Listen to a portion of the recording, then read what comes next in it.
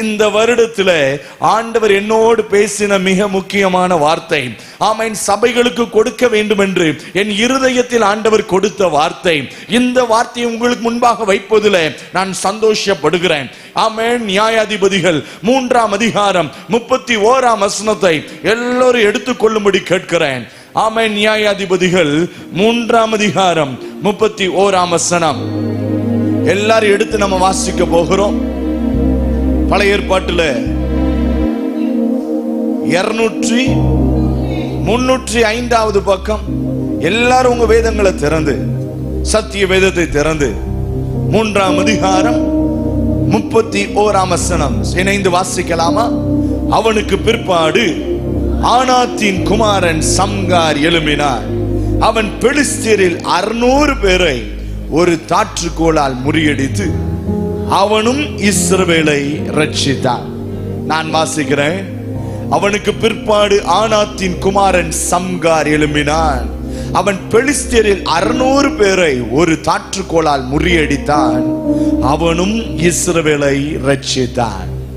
இன்றைக்கு நான் பேச இருக்கிற தலைப்பு, ஷம்கார்களை பயன்படுத்துகிற கர்த்தர் என்கிற தலைப்பில் நான் பேச விரும்புகிறேன். ஷம்கார், நியாயாதிபதிகள் 12 நியாயாதிபதிகள் இருந்தார்கள். அதுல ரொம்ப சின்ன அளவு பேசப்பட்டவர் இந்த ஷம்கார். சாதாரணமாய் கருதப்பட்டவர் ஷம்கார். இவரை குறித்து வேதத்துல மொத்தத்துல 2 வசனம் தான் இருக்குது. 2 வசனத்தில் தற்கால சபைக்கு, இக்கால சபைக்கு, இன்றைக்கு சபை எப்படி எழும்ப வேண்டும் என்பதற்கு, சபையினிடத்தில் ஆண்டவர் எதை எதிர்பார்க்கிறார் என்பதற்கு இந்த வசனத்தை தேவன் ஆதாரமாய் வைத்திருக்கிறார். இன்னும் சொல்ல வேண்டுமானால், ஒரு சீஷன் அல்லது ஒரு சீஷி, ஒரு விசுவாசி, ஒரு தேவனுடைய பிள்ளை என்ன செய்ய வேண்டும் என்பதை ஒரே வசனத்தில் விவரிக்க வேண்டுமானால் இந்த 3ஆம் அதிகாரம் 31ஆம் வசனம் அடையாளமாய் இருக்கிறது. இந்த வசனத்தை தியானிப்பதற்கு முன்பாக கண்களை மூடி, தலைகளை தாழ்த்த வேண்டாம், தலைகளை உயர்த்தி என்னோடு இடைபடுங்க. அப்பா, நான் உமக்காக வாழ பிறந்தவன். என் எஜமான நீர், உம் சித்தம் அறிந்து நான் செயல்பட ஆண்டவரே. வாய்கள் திறக்கப்படட்டுமே, என்னோடு இடைபடுங்க. ஹல்லேலூயா. உமக்காகத்தான் வாழ்கிறேன், உம்மை தான் நேசிக்கிறேன். ஐயா, உமக்காக தான் வாழ்கிறேன், உம்மை தான் நேசிக்கிறேன். பலியாகி என்னை மீட்டீரே, பலியாகி என்னை மீட்டீரே. பரலோகம் திறந்தீரையா, பரலோகம் திறந்தீரையா. எஜமானனே, என் இயேசு ராஜனே. எல்லாரும் சேர்ந்து எஜமானனே உணர்ந்து, என் இயேசு ராஜனே. என் எண்ணமெல்லாம், என் ஏக்கமெல்லாம் உம் சித்தம் செய்வதுதானே. என் எண்ணமெல்லாம், என் ஏக்கமெல்லாம் உம் சித்தம் செய்வதுதானே. எஜமானனே, எஜமானனே, என் இயேசு ராஜனே. எஜமானனே, எஜமானனே, என் இயேசு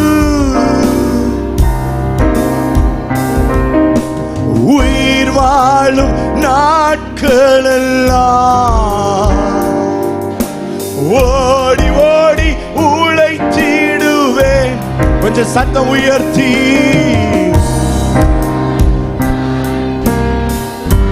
ஐயா, ஓடி ஓடி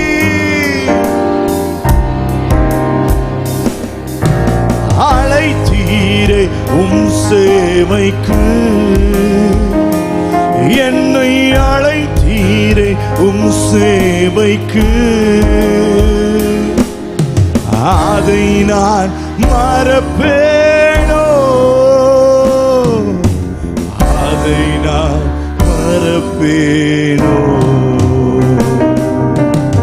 எஜமானனே என் இயேசு ராஜனே, எஜமானனே. அப்பா உம்மை வரவேற்கிறோம். என் இயேசு ராஜனே,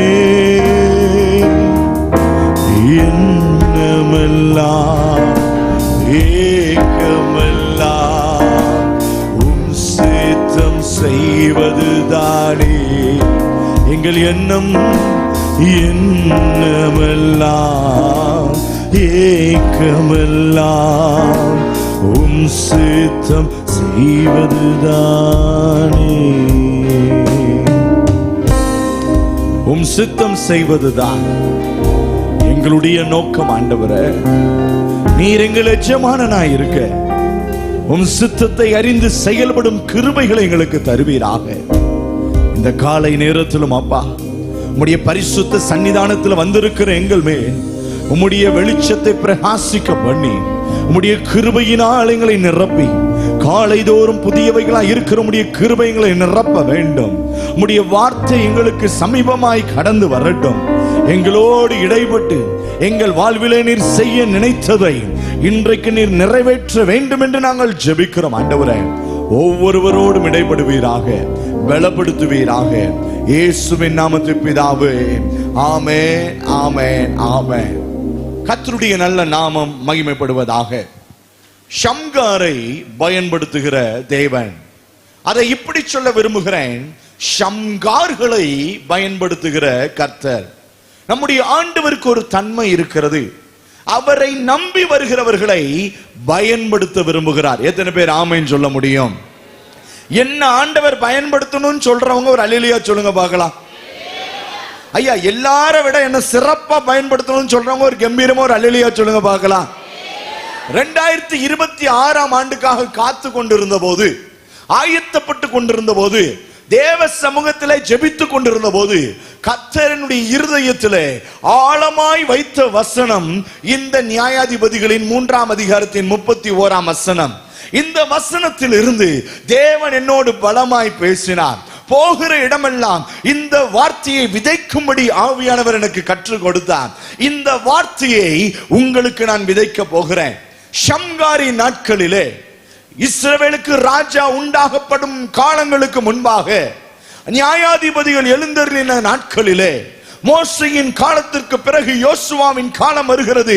அந்த நாட்களில் நியாயாதிபதிகளின் காலம் இருந்த போது கர்த்தர் நியாயாதிபதிகளின் மூலமாய் நியாயம் செய்து கொண்டிருந்தார். 3 வசனங்களை எனக்காக வாசிக்கும்படி கேட்கிறேன். நியாயாதிபதிகள் 5ஆம் அதிகாரம் 6ஆம் வசனத்தை ஒருவர் வாசியுங்கள். ஆனாத்தின் குமாரனாகிய சம்காரி நாட்களிலும் யாகேலின் நாட்களிலும் பெரும் பாதைகள் பாழாய் கிடந்தது, வழி நடக்கிறவர்கள் பக்க வழியாய் நடந்தார்கள். அந்த காலம் எப்படிப்பட்ட காலமா இருந்துச்சு தெரியுமா? இன்னைக்கு இங்க இருந்து சென்னைக்கு பைபாஸ் ரோடு ஒண்ணு இருக்கு, ஊருக்குள்ள போற ஒரு ரோடு இருக்கு. நீங்க எந்த ரோட தெரிஞ்செடுப்பீங்க? பைபாஸ் தான் போவோம்ல. ஏன்னா விசாலமா இருக்கும், அது பாட்டுல போகலாம், விருப்பப்பட்டபடி போகலாம், அது நல்லா பராமரிக்கப்பட்டிருக்கும். ஆனா இங்க பாருங்க, பெரும் பாதை எப்படி கிடந்துச்சா? பாழா கிடந்ததாம். வழி நடக்கிறவர்கள் எது வழியா போனாங்களான்னா பக்க வழியா போனாங்களாம், ஓட வழியா போனாங்களாம்.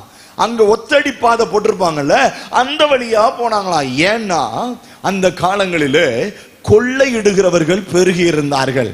அங்கு இங்கும் பதிவு இருந்து, இன்றைக்கு தொழில்நுட்பம் வளர்ந்துருச்சு, நல்ல ஹைபீம் போட்டு நம்ம போகலாம், போகிற வர்ற இடங்கள் எல்லாம் சிசிடிவி கேமரா இருக்குது, நல்ல லைட் எல்லாம் போட்டு வச்சிருக்கிறாங்க.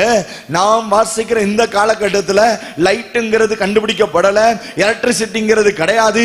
போகணும்னா அன்னைக்கு இருந்த BMW மாட்டு வண்டி தான், இன்னும் கொஞ்சம் பெருசா லம்போர்கினியில போகணும்னா குதிரை வண்டியில டொக் டொக்குன்னு போகணும், எதுவும் இல்லாம விசாலமா போகணும்னா கால்நடையா லெப்ட் ரைட்னு போட்டு போகணும். இதுதான் அன்றைக்கு இருந்த நடக்கிற முறைமை. அன்றைக்கு பெரும் பாதையில போனா கொள்ளையடிக்கப்படுவோம் என்ற பயத்தினால் அவர்கள் பக்க வழியாய் போனார்கள். அப்போ ஊர் எப்படி கட்டு கடந்துச்சுன்னு பாருங்க. இன்னொரு வசனத்தை வாசிங்க, 4ஆம் அதிகாரத்தின் 1ஆம் வசனம். ஏகூத் மரணம் அடைந்த பின்பு இஸ்ரவேல் புத்திரர் திரும்ப கர்த்தரின் பார்வைக்கு பொல்லாப்பானதை செய்தார்கள். அன்றைக்கு உள்ள ஜனம் எப்படி இருந்துச்சா? எந்த ஜனம்? இஸ்ரவேல் ஜனம், கர்த்தருடைய ஜனம், தேவனை விசுவாசித்த ஜனம். எந்த ஜனத்தை செங்கடலை பிளந்து கொண்டு வந்தாரோ, எந்த ஜனத்துக்கு மன்னாவை கொடுத்தாரோ, எந்த ஜனத்துக்கு வாக்குத்தத்தத்தை சுதந்திரிக்க பண்ணினாரோ, எந்த ஜனத்துக்கு கானானை கொடுத்தாரோ, எந்த ஜனத்துக்கு நான் உன் தேவனா இருக்கிறேன்னு சொன்னாரோ, அந்த ஜனம் என்ன செய்ததாம்? பொல்லாப்பானதை செய்ததாம், கர்த்தருக்கு விரோதமானதை செஞ்சுதாம். கர்த்தர் எதை செய்யாதன்னு சொன்னாரோ வேணுக்குனே போய் அதை செஞ்சு முடிச்சுச்சான். இந்த சின்ன பிள்ளைங்களுக்கு ஒரு பழக்கம் இருக்கு, எதை செய்யாதுன்னு சொல்றீங்களோ நீங்க அதை ஆசைப்பட்டு சொல்றீங்கன்னு போலன்னா அதையே போய் கரெக்டா செய்யும். பார்த்திருக்கீங்களா? அதை அனுபவிக்க முடியும். ஏன்னா சின்ன பிள்ளைங்களுக்கு அது விளங்குற சக்தி இருக்காது. நீங்க செய்யாதுன்னு சொன்னாலும் செய்யாத கணக்கு மைண்ட்ல உளாது. செய்யணும் செய்யணும் அந்த உள்ள வந்த உணர்வு வந்து அங்க போய் கை வைக்காதனா அதுலதான் போய் கை வைக்கும். ஏன் நாய் வாயை பிடிக்காதனா நாய் வாய்க்குள்ள கொண்டு போய் கையை விட்டுக்கிட்டு இருக்கும். எல்லாம் சேட்டையும் பண்ணும். இஸ்ரவேல் புத்திரன் அதே சேட்டையை பண்ணாங்க. தேவனுக்கு விருப்பம் இல்லாததை பொல்லாததை செய்தார்கள். மூன்றாவது 21ஆம் அதிகாரம் 25ஆம் வசனம் வந்தீங்கன்னா, நியாயாதிபதிகள் 21-25 வாசிங்க. அந்நாட்களிலே இஸ்ரவேலில் ராஜா இல்லை. தன் பார்வைக்கு சரி போனபடி. இந்த உலகத்தில் இருக்கிற பெரிய பிரச்சனை என்ன தெரியுமா?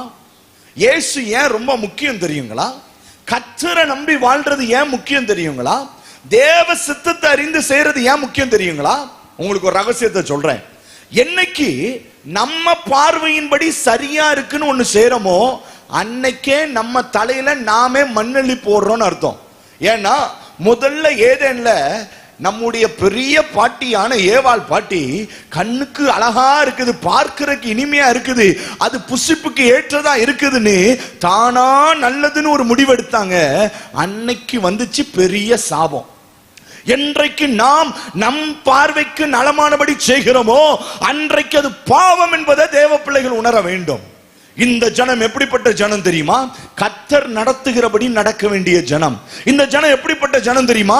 தேவன் செய்ய என்றால் அதை செய்ய வேண்டிய ஜனம், தேவன் செய்யாதனா அதை செய்யாம இருக்க வேண்டிய ஜனம், தேவன் காட்டுகிற பாதையில நடக்க வேண்டிய ஜனம், எதை செய்தாலும் அவர் சித்தத்தின்படி செய்ய வேண்டிய ஜனம், அவர் சத்தத்தை கேட்டு செய்ய வேண்டிய ஜனம், அவரை சார்ந்து செய்ய வேண்டிய ஜனம். அப்படிப்பட்ட ஜனம் தன் இஷ்ட போக்குக்கு செய்ய ஆரம்பித்தது. தேவ பிள்ளையே, ஒருவேளை உங்க இஷ்டப்படி காரியங்களை செஞ்சிட்டு இருந்தீங்கன்னா இன்னைக்கு அதுக்கெல்லாம் ஒரு முட்டுக்கட்டை வச்சுட்டு ஆண்டவரை பார்த்து சொல்லுங்க, என் இஷ்டம் அல்ல ஆண்டவரே, உம் சித்தம் நிறைவேற வேண்டும். எத்தனை பேர் ஆமோதிக்கிறீங்க? ஒரு அல்லேலூயா சொல்லுங்க பார்க்கலாம். சிலது பார்க்க கண்ணுக்கு சூப்பரா தான் தெரியும், சிலதை பார்க்க கண்ணுக்கு இனிமையா தான் தெரியும், சிலதை பார்க்க அப்படி கண்ணை பறிக்கிற மாதிரி இருக்கும். ஆனா பார்ப்பதை வைத்து எடை போடாதீங்க. உள்ளத்தை அறிந்திருக்கிற ஒரு கர்த்தர் இருக்கிறார், நடக்க போகிறவைகளை முன்னமே அறிந்திருக்கிற ஒரு கர்த்தர் இருக்கிறார், துவக்கத்திலேயே முடிவை அறிந்திருக்கிற ஒரு தேவன் இருக்கிறார். அவரிடத்துல கேட்டு அவர் எது நல்லது என்று காண்கிறாரோ அதை தேவனுடைய பிள்ளைகள் செய்வார்களானால் அவர்களை தேவன் ஆசீர்வதிப்பார். ஹல்லேலூயா! உற்சாகமா அல்லேலூயா சொல்லுங்களேன். நீங்க யார்ட்ட வேணாம் போய் கேட்டு பாருங்க, ஐயா ஏன் தோத்து போனீங்க, ஏன் விழுந்து போனீங்க, ஏன் இந்த கஷ்டம்னு கேட்டா எல்லாரும் சொல்ல முடியும், நல்லதுன்னு நினைச்சு செஞ்சேன், குழியில விழுந்துட்டேன், நல்லாதான் ஆரம்பம் நல்லாதான் இருந்துச்சு, மாட்டிக்கிட்டேன், தெரியாம ஆசைப்பட்டு மாட்டிக்கிட்டேன் ஐயா, ஐயா பார்க்கறதுக்கு சூப்பரா இருந்துச்சுன்னு போய் கையை வச்சு தொலைச்சிட்டேன் ஐயா. இப்படி பார்வையிலும் செயலிலும் சிந்தையிலும் மயங்கி போய் நன்மைன்னு நினைச்சு கெட்டு போனது அநேகர். அப்போ சாத்தியம், இதனுடைய சூத்திரம் என்னன்னா, நன்மையை கர்த்தர் மாத்திரமே தர முடியும். பக்கத்துல பார்த்து சொல்லுங்க பார்க்கலாம். நன்மையை கர்த்தர் மாத்திரமே தர முடியும். நீங்க பக்கத்துல பார்த்து சொல்லணும் விட மாட்டேன். அடுத்த பக்கம் பார்த்து சொல்லுங்க. நன்மையை கர்த்தர் மாத்திரமே தர முடியும். நீங்க சொந்தமா என்ன பண்ணாலும் அது நன்மை இல்லை, அது தீமையாதான் முடியும். இயேசுவின் நாமத்துல சொல்றேன், அது தீமையாதான் முடியும். ஏன்னா எது நன்மைன்னு ஒரே ஒருத்தருக்கு தான் தெரியும், அது தேவனுக்கு மாத்திரமே தெரியும். கரங்களை உயர்த்தி ஒரு அல்லேலூயா சொல்லுங்க பார்க்கலாம்.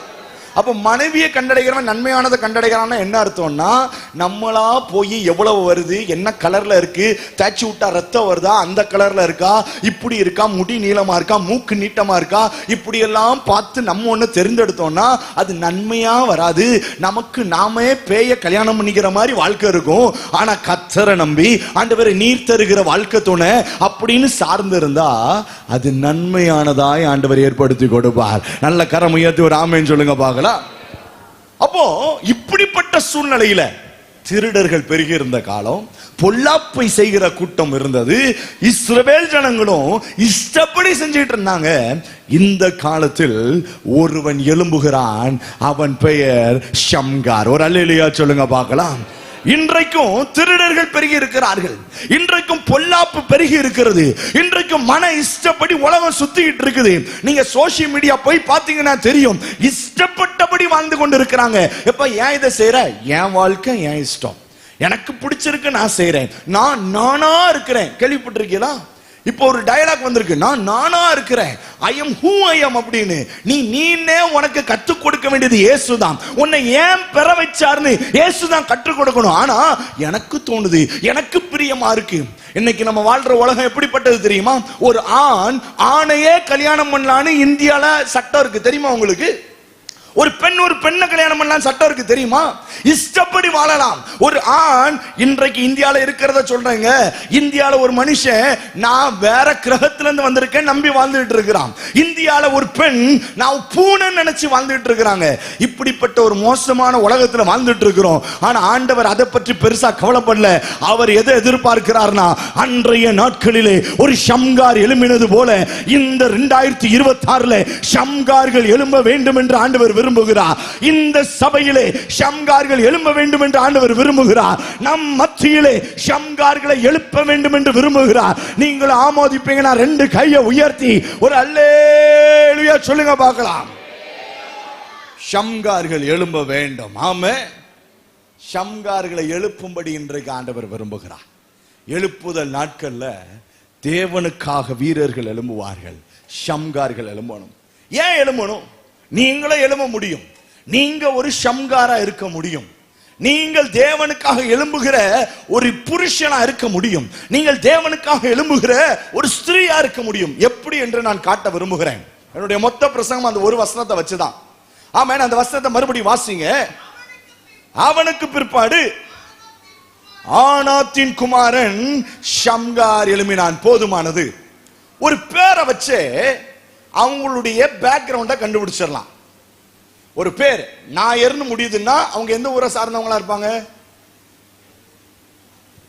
நீங்க அப்படிப்பட்ட உங்களுக்கு பேரை வச்சுலாம் கண்டுபிடிக்க தெரியாதா? சரி, பட்டேல்னு ஒரு பேரா இருக்கு, அவர் தமிழ்நாட்டுக்காரரா இருக்க வாய்ப்பு இருக்கா? அவர் குஜராத்தை சார்ந்தவரா இருப்பார். நாயுடுன்னு இருந்துச்சுன்னா அது ஒரு கூட்டத்தை சார்ந்தவங்களா இருப்பாங்க. ஜசூஸ் நவாஸ்னு ஒருத்தர் பேர் இருக்கு, அவர் எந்த ஊரை சார்ந்தவரா இருப்பார்? அவர் வெளிநாட்டை சார்ந்தவரா இருப்பார். நிங்கோலே போங்கே அப்படின்னு ஒருத்தர் இருக்காருன்னா அவர் எந்த ஊரை சார்ந்தவரா இருப்பார்? அவர் கண்டிப்பா நம்ம ஊர் கிடையாது, வேற ஏதோ ஒரு ஊரை சார்ந்தவரா. அப்ப பேரை வச்சு எந்த ஊருன்னு கண்டுபிடிச்சலாம். உண்மைதானா? உண்மையா இல்லையாங்க? நீங்க அப்படியே இந்தியால ஒவ்வொரு மாவட்டமா எடுத்தீங்கன்னா, மாநிலமா எடுத்தீங்கன்னா, ஒவ்வொரு மாநிலத்துக்கும் ஒரு தனி சுவாரஸ்யம் இருக்கு. குமார்னா அது கண்டிப்பா எந்த ஊரா தான் இருக்கும்? கன்னியாகுமரியா? தமிழ்நாடு.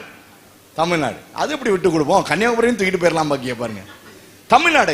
தமிழ்நாடு குமாருங்கிற பேரு. ராஜானா தமிழ்நாட்டுல அப்படி இருக்கும். ஓகே தானா? இப்போ வட மாநிலம்னா என்ன பேர் இருக்கும் நினைக்கிறீங்க?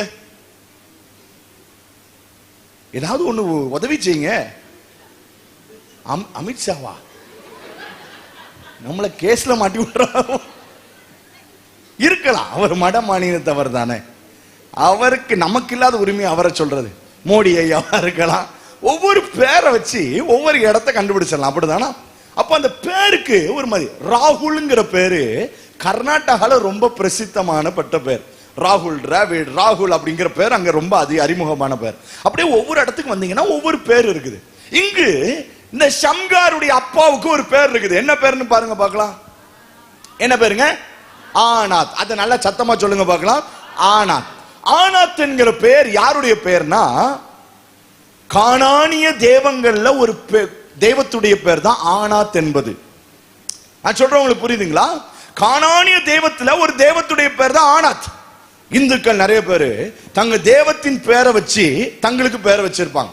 என் நண்பர்கள் நிறைய பேருக்கு அப்படி பேர் இருக்குது. நீங்களும் பார்த்திருப்பீங்க. நிறைய பேர் தங்களுடைய தெய்வத்தினுடைய பேர், தேவிகளுடைய பேர், தங்களுடைய தங்க வணங்குற பேர், தங்களுடைய குலசாமி பேர்லாம் வச்சிருப்பாங்க. அதே போல கானானிய விக்கிரகத்தின் ஒரு பேர் தான் ஆனாத். அப்ப இப்போ சொல்லுங்க, ஆனாத்து இஸ்ரவேலனா அல்லது புறஜாதியா? உங்களுக்கு இன்னும் விளங்குற மாதிரி சொல்றேனே. ரமேஷ் கோபால்னு ஒருத்தர் இருக்கார். அவர் கிறிஸ்தவரா இருப்பாரா, இந்துவா இருப்பாரா, முஸ்லிமா இருப்பாரா? ஓகே. முகமது அசாருதீன் ஒருத்தர் இருக்கிறார். அவர் எந்தவா இருப்பாரு? ஓ, முஸ்லிமா. டேவிட் மெர்வின் ஒருத்தர் இருக்கிறார். அவர் என்னவா இருப்பாரு? கிறிஸ்டியனா இருப்பாரு. அப்ப அந்த பேரை வச்சு கண்டுபிடிச்சலாம் தெரியல. நம்ம சும்மா இல்ல, ஞானசானம் கொடுக்கும் போது பேரை மாத்துன்னு சொல்லி பைபிள்ல ஒரு பேரை போட்டு வாயில நுழைதோல்ல. இப்பெல்லாம் இஷ்டத்துக்கு பேரு சுவாகா பிரலா அப்படிலாம் பேரை வைக்கிறாங்க. இஷ்டத்துக்கு பேரு அப்பா பேரையும் அம்மா பேரையும் இணைச்சி, வரலன்னா பாட்டி பேரையும் உள்ள போட்டு திணிச்சா வைக்கிறாங்க. ஆனா அந்த நாட்கள பெயரை வச்சு கண்டுபிடிச்சலாம், ஈஸியா கண்டுபிடிச்சலாம். பெயருக்கு அவ்வளவு மதிப்பு இருந்தது. அப்போ இந்த ஆனாத்துங்கிற பேர் ஒரு புறஜாதியின் தெய்வத்தினுடைய பேர். அப்படியானால் அவன் இஸ்ரவேலன் அல்ல, அவன் தேவனை அறிந்தவன் அல்ல. அவனுடைய தகப்பன் ஒரு புறஜாதியான், விக்கிரகத்தை வணங்கினவன், தெய்வத்தை அறிந்தவன் அல்ல, உண்மை தெய்வத்தை வணங்கினவனும் அல்ல.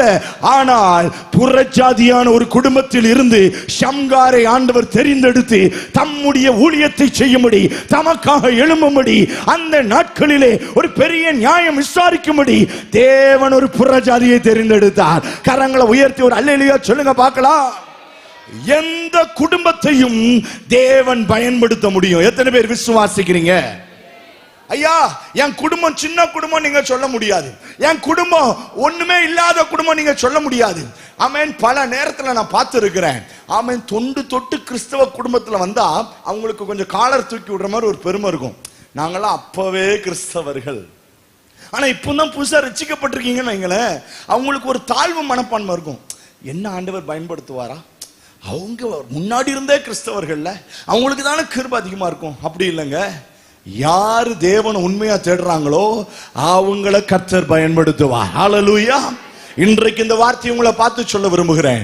உங்கள் குடும்பத்தின் பின்னணியம் எப்படிப்பட்ட பின்னணியமா இருக்கலாம், உங்கள் தகப்பன் எப்படிப்பட்டவராக வேணாலும் இருக்கலாம், உங்க குடும்பத்தின் மேல எப்படிப்பட்ட பழிகள் இருக்கலாம், உங்கள் குடும்பம் தாறுமாறான குடும்பமா இருக்கலாம், தவறான பெயர் எடுத்த குடும்பமா இருக்கலாம், உங்க குடும்பத்தின் மேல பலவிதமான கேஸ் இருக்கலாம். It doesn't matter. நீங்கள் தேவனுக்கு உங்களை அர்ப்பணிப்பீர்களானால், ஷம்காரை எந்த தேவன் எழும்ப பண்ணினாரோ அதே தேவன் உங்களையும் எழும்ப பண்ணுவார். நல்ல கையை தட்டி தேவனை மகிமைப்படுத்துங்க பார்க்கலாம். நல்ல கரங்களை தட்டி ஹல்லேலூயா, ஹல்லேலூயா. புதிய கிறிஸ்தவனா இருக்கலாம், உங்களை பயன்படுத்துவார். ஐயா, இப்பதான் இயேசுவை ஏற்றுக்கொண்டிருக்கிறேன், உங்களை அவர் பயன்படுத்த முடியும். உங்களை அவர் பயன்படுத்த முடியும். தேவன் பயன்படுத்துவதற்கு உங்கள் குடும்பம் ஒரு தடையாய் ஒருபோதும் இருக்க முடியாது. இது விதிவிலக்க நான் பேசலங்க. ஆண்டவர் ஏனோ இந்த ஃபார்முலா தான் எல்லாம் ஃபாலோ பண்றார். காலேபுன்னு ஒருத்தர் தெரியுமா உங்களுக்கு? 12 பேர் போனாங்க கானானுக்குள்ள. 10 பேர் வந்து ஐயோ எல்லாம் பெருசா இருக்கான், நம்ம அவங்க முன்னாடி வெட்டுக்கிளி போல இருக்கும், நசுக்கிடுவான், சட்னி ஆயிருவோம் இப்படின்னு சொல்லும் போது 2 பேர் சொன்னாங்க, கர்த்தர் அதை நமக்கு தருவார். அந்த 2 பேர்ல ஒருத்தன் யோசுவா, இன்னொருவன் காலே. காலேப் எந்த கோத்திரம்? நல்லா போயிட்டு இருந்த பாஸ்டர், இப்படி ஒரு கேள்வியை கேட்டு ஸ்டாப் பண்றீங்களா பாஸ்டர்? என்ன கோத்திரம்? காலேபு நல்லா வாசித்து பாருங்க சமயம் இருந்தா. காலேபு இஸ்ரவேலன் அல்ல. ஆமா, நீங்க ஆமேன் என்ன 32:1 வாசித்து 11 வாசித்து பாத்தீங்கன்னா அவன் கேனாசியன். கேனாசியன்னா இஸ்ரவேலுக்கும் அவனுக்கும் சம்பந்தமே இல்லை. ஆனால் தேவனை விசுவாசித்தால் நீங்க எந்த குடும்பத்தானா இருந்தாலும் உங்களை ஆண்டவர் அங்கீகாரம் உள்ளவனாய் மாற்றுவார். ஆமே, நல்ல சத்தமா சொல்லி இருக்கணுமே. உங்களை ஆண்டவர் அங்கீகரிப்பார்னு சொல்றேன். ஆமே ஐயா, எப்பேற்பட்ட குடும்பமா இருந்தாலும் ஆண்டவர் அங்கீகரிப்பார். ராகாபுன்னு ஒருத்தி இருந்தா, வேசியா இருந்தால், எரிகோவின் மேல இருந்தா. வேசியா இருந்தவளுக்கு இஸ்ரவேல் என்ன தண்டனை தெரியுமா? கல்லெறிந்தவளை கொல்லுவார்கள். ஆனால் அவள் மூலமாய் தேவன் ரட்சிப்பை கொடுத்து இயேசுவினுடைய வம்ச வரலாறு எழுதப்படும் போது அதிலே ராகா பேரையும் ஆண்டவர் உள்ளடக்கினார். அப்படியான என்ன அர்த்தம் தெரியுமா? ஒருவேளை பழைய வாழ்க்கை மோசமான வாழ்க்கையா இருக்கலாம், பாவமான வாழ்க்கையா இருக்கலாம், வேசித்தனம் நிறைந்த வாழ்க்கையா இருக்கலாம், கொலை பாதகனா இருக்கலாம், விபச்சாரம் இருந்திருக்கலாம், அயோக்கியத்தனம் இருந்திருக்கலாம், கண்ட மேனைக்கு வாழ்ந்திருக்கலாம். ஆனா என்னைக்கு இயேசுவை விசுவாசித்து பாவத்தை அறிக்கையிட்டு இரத்தத்தினால் கழுவப்படுகிறீர்களோ அன்றைக்கு உங்களுக்கு ஒரு புதிய அடையாளம் இருக்கிறது. நீங்கள் தெரிந்தெடுக்கப்பட்டவர்கள். நல்ல கையை உயர்த்தி ஒரு அல்லேலூயா சொல்லுங்க பார்க்கலாம். கடந்த காலத்தை வைத்து ஆண்டவர் உங்களை நடத்துவதில்லை. என்னைக்கு அவரை ரட்சிக்கிறீங்களோ புதிய அடையாளத்தை தருகிறார். நான் உன் அப்பா, நீ என் பிள்ளைங்கிற அடையாளத்தை கொடுக்கிறார். ஆமென். ராகாபை பயன்படுத்தினார். ரூத்துன்னு ஒருத்தி இருந்தா, மோவாபிய ராஜ குடும்பத்தை சார்ந்தவள். அவளுக்கும் கர்த்தருக்கு சம்பந்தமே இல்லை. ஆனா நகோமி ஊரை விட்டு ஊரை வரும்போது சொல்றா, உன் தேவன் என் தேவன், உன் ஜனம் என் ஜனம்னு ஒரு தீர்மானம் எடுத்தா பாருங்க.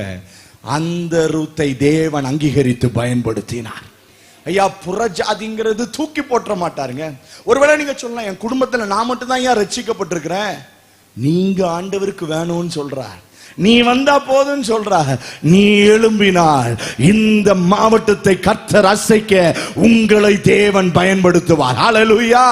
இந்த தாலுகாவை அசைக்க தேவன் பயன்படுத்துவார். இந்த எல்லை பகுதிகளை அசைக்க தேவன் உங்களை பயன்படுத்துவார். அவர் பயன்படுத்துவார். ஹல்லேலூயா. ஆமென். சைரஸ் என்கிற ஒரு ராஜா இருக்கிறார். அந்த ராஜாவை பெர்சிய ராஜா. ஆமென். ஏசாயா 45:1 வாசித்து பாத்தீங்கன்னா தெரியும். கோரேஸ் என்கிற ராஜா அவன் பெயர். ஆமென். இஸ்ரவேலுக்கு நியாயம் செய்யும்படி கோரேஸ பெர்சியாவில் இருந்து, பெர்சியா இஸ்ரவேலுக்கு எதிரான ஒரு தேசம், அந்த தேசத்தின் ராஜாவை ஆண்டவர் எப்படி அழைக்கிறார் தெரியுமா? என் தாசனாகிய கோரேஸ் என்று அழைக்கிறார். எப்படிங்க? என் தாசனாகிய கோரேஸ். ஏன்னா அவன் தேவனுக்கு திட்டமானபடி செய்தான், தேவ சித்தத்தை நிறைவேற்றினான். ஆமென். இன்றைக்கு உங்க குடும்பம், உங்க கோத்திரம், உங்க வழக்கு, உங்க ஊரு இதெல்லாம் பொருட்டே இல்லைங்க. நீங்க ஆயத்தம்னா தேவன் உங்களை பயன்படுத்துவார். பக்கத்துல திரும்பி கையை கொடுத்து நல்லா குலுக்கி சொல்லுங்க, நீங்க ஆயத்தம்னா உங்களை ஆண்டவர் பயன்படுத்துவார். உங்களை ஆண்டவர் பயன்படுத்துவார். இஸ்ரவேல்ல முதல் ராஜா பேர் என்னது? பயப்படாம சொல்லுங்க, தப்பானாலும் பாயிண்ட் கம்மி பண்ண மாட்டோம். என்ன பேருங்க? சவுல். சவுல் எந்த கோத்திரத்தை சார்ந்தவன்?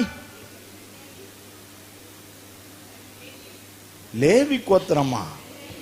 பென்யமீன் கோத்திரம். அந்த கோத்திரம் எப்படி தெரியுமா? எல்லா கோத்திரத்திலும் சின்ன கோத்திரம். ஒரு காலகட்டத்தில் முழுசா அழிக்கப்படுற நிலைமையில வந்த கோத்திரம். 1000 மட்டும்தான் தப்புனாங்க. அந்த கோத்திரத்தில் இருந்து, அந்த கோத்திரத்தின் அடையாளம் தெரியுமா? பாவத்திற்கு துணை போன கோத்திரம் அந்த கோத்திரம். இந்த நியாயாதிபதிகள்ல தான் இருக்குது. நீங்க கடைசி பக்கங்களை வாசித்து பார்த்தா தெரியும். பாவத்துக்கு துணை போன கோத்திரம், கூட்டு களவாணின்னு சொல்லுவாங்க பாருங்க, அப்படி இருந்த கோத்திரம். ஆனா அந்த கோத்திரத்தில் இருந்துதான் இஸ்ரவேலின் முதல் ராஜாவை ஆண்டவர் எழுப்பினார். ஹல்லேலூயா. ஐயா, கடந்த காலத்தை குறித்து யோசிக்காதீங்க, உங்க குடும்பம் எப்படி இருந்துச்சுன்னு யோசிக்காதீங்க. ஆண்டவர் புதிய அடையாளத்தை தர விரும்புகிறார். உங்கள் குடும்பத்தை ஆண்டவர் எழுப்புவார். ஆமே. இதை விட பிரமாதம் ஒண்ணு சொல்றேனே. ஆமென். யோவான் 1:46 ஒருத்தர் வாசிங்க. யோவான் 1:46. அதற்கு நாத்தான்வேல், நாசரேத்திலிருந்து யாதொரு நன்மை உண்டாக கூடுமா என்றான். வந்து பார் என்றான். நாசரேத்திலிருந்து நன்மை வருமாங்கிறது ஒரு பெரிய கேள்வியா இருந்துச்சு. இயேசுவை பார்த்து எல்லாரும் இலக்கணமா எப்படி பேசினானா, இவன் நாசரேத் ஊருக்காரன் தானே, நாசரேத் தானே. ஏன்னா நாசரேத் என்பது கல்வி அறிவு இல்லாத ஒரு இடம், ஒதுக்கப்பட்ட இடம், சேரி போன்ற இடம், எல்லாருக்கும் பின்னடைவா இருந்த இடம். ஒரு ராஜா வர்றாருன்னா அவர் எருசலேம்ல வருவாரே தவிர நாசரேத்துல இருந்து வரமாட்டார். நாசரேத்துல இருந்து பெருசா நன்மைலாம் வராது. ஏனோ நானும் நாசரேத்துல தான் வந்திருக்கிறேன். போற இடம்லாம் எல்லாரும் இந்த டயலாக சொல்லுவாங்க, நாசரேத்துல இருந்து நன்மை வருமான்னு கேட்பாங்க.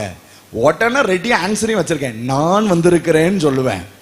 ஆமா, அப்ப பாருங்க, அன்றைக்கு இருந்த யூதர்கள் என்ன நினைச்சாங்கன்னா, நாசரேத்துல இருந்து நன்மை வராதியா, இந்த சேரியில இருந்து நன்மை வராதியா, இந்த காலனியில இருந்து நன்மை வராதியா, இப்படி ஒடுக்கப்பட்ட இடத்துல இருந்து நன்மை வராதுன்னு ஆண்டவர் வேற திட்டம் பண்ணினார். நீ எதை ஒதுக்கி வைத்தாயோ, எதை குப்பை என்று நினைத்தாயோ, எது அஞ்ஞானி என்று நினைத்தாயோ, எதை நீ வேடிக்கையாய் பார்த்தாயோ, எது உனக்கு அருவருப்பாய் இருந்ததோ, அதே இடத்திலே உலக இரட்சகரா இயேசுவை எழும்ப பண்ணி எந்த குடும்பத்தில் இருந்தோ மேன்மையானவர்களை எழுப்ப என் தேவன் உண்மையுள்ளவர் என்பதை தம்முடைய சொந்த குமாரனை அனுப்பி விடுவித்தார். ஹல்லேலூயா.